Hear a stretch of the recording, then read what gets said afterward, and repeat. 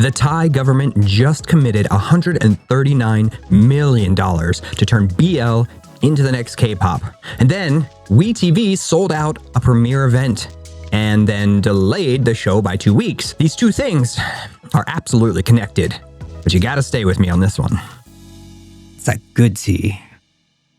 Let's set the table, because there's a lot happening and it all ties together by the end, so stick with me until the end. But first, Cat for Cash premieres on Monday. First and Khaotung, Cat Cafe, debt collector who can literally talk to cats. It's GMMTV's, it's comfort food, it's everything light, fluffy, zero emotional damage.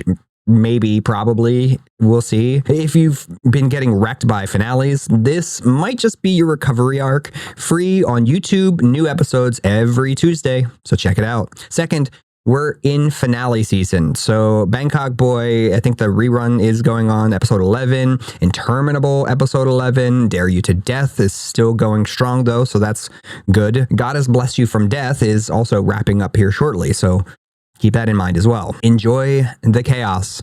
February's about to reset the board, which doesn't happen very often anymore. Third, and this is the one that kind of broke the internet this week. Yesterday, FortPeat's new series sold out premiere event announced for January 25th. Same day, official trailer drops, and then there's a new premiere date, February 9th, not January 26th. They moved it back 2 weeks. We're going to kind of dig into why, but first, I need to tell you what GL actresses are doing to the charts right now. Thai Update dropped their trending star rankings this week. In the top spot, not Jung Dunk, not any BL couple, LingOrm, the GL pair from My Safe Zone. They're charting above everyone else on the list. And it's not just them. 3 of the top 5 trending stars this week are GL actresses. Jinny from Poisonous Love, Look Me, Mew from My Safe Zone. What does that say? Well, I think it says that the market is shifting. GL isn't a side experiment anymore. It's pulling some serious numbers. And honestly, it makes sense. The core BL audience has always been majority female. And a large part of that were sapphic stories too.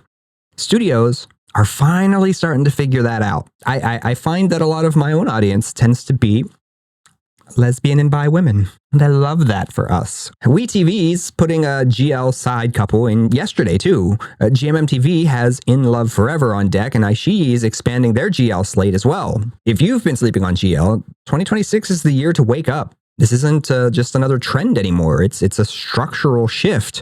And quite honestly, we have to think about the amount of stories that are going to start coming out for GL. Maybe even your favorite BL ship might start showing up on some of these GLs too.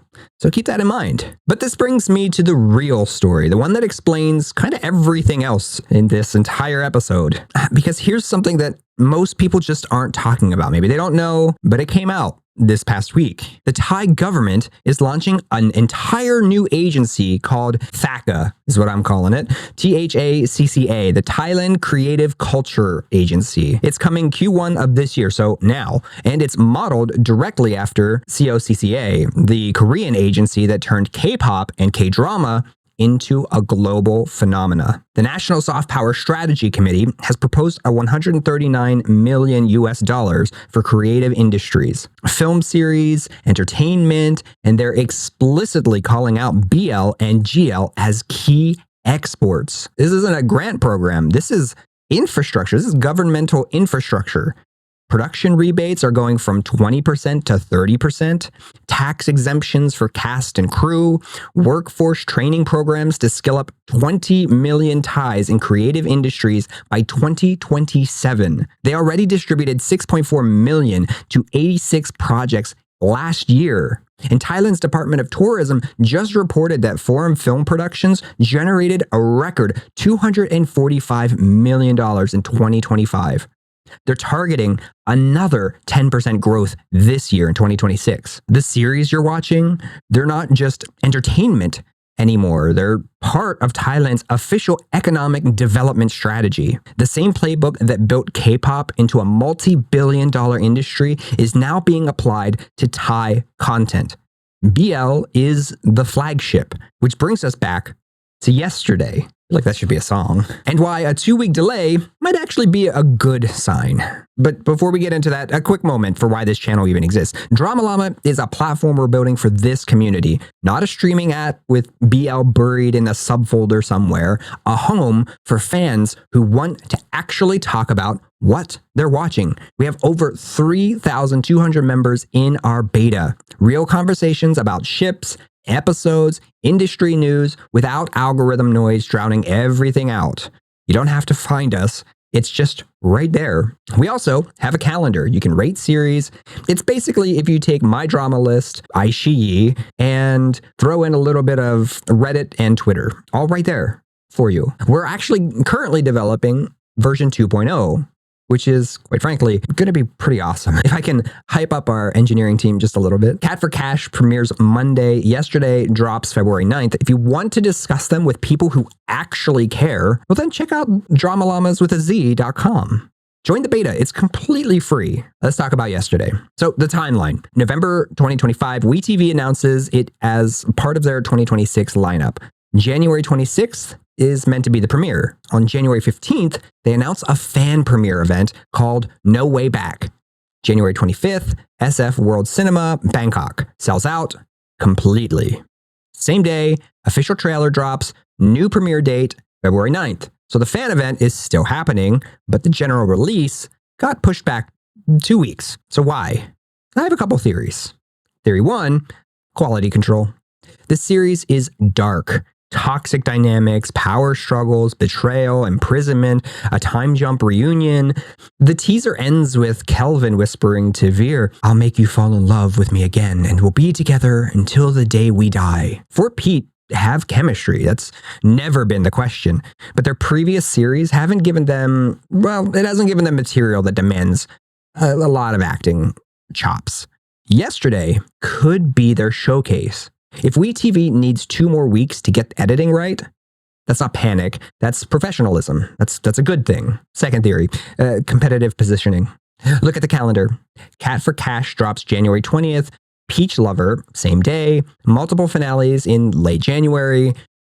Launching yesterday on January 26th means competing with GMMTV's premiere week. February 9th gives them some breathing room. Quite frankly, on a business level, it's a smarter window as far as releasing a series is concerned. Theory number 3, manufactured scarcity. Always the fun one. The premiere event sold out fast. WeTV knows FortPeat fans spend money. By holding the event but delaying general access, they create a 2-week window where the only way to see yesterday is to have been in that theater. The attendees become evangelists. They post, they hype, they build anticipation, and the marketing is done for them. By February 9th, the series doesn't just premiere, it arrives. Remember that $139 million that we just talked about in the last segment? Thailand is betting serious money that BL can be their K-pop. That means the productions getting government attention need to deliver. The quality bar is rising. Studios know they're being watched. Not just by fans, but by policymakers deciding where the next round of funding will go. A delay to get it right isn't just good business. In this environment, it might be necessary. So my take? This is FortPeat's showcase. Love in the Air was the breakout, obviously. Love Sea was fine, from what I hear. Yesterday is their first project with genuinely challenging material. If WeTV is taking extra time to make sure it lands, that's a good sign, in my opinion. That's not a bad one. So mark your calendar. February 9th, WeTV, uncut version, exclusive. So that's your week. Cat for Cash, Monday, GMMTV, YouTube, free. GL stars charting above BL. The market is diversifying. Thailand is investing a heck of a lot of money into creative industries. BL is officially an economic strategy to them. Yesterday, delayed to February 9th, but probably for good reason. The TLDR of this episode is that the industry is growing, the stories are getting better, and the infrastructure supporting them is getting stronger too.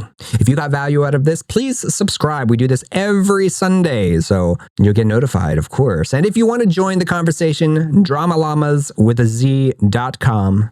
Link is below. I'll see you next week. Take care, everybody. Bye.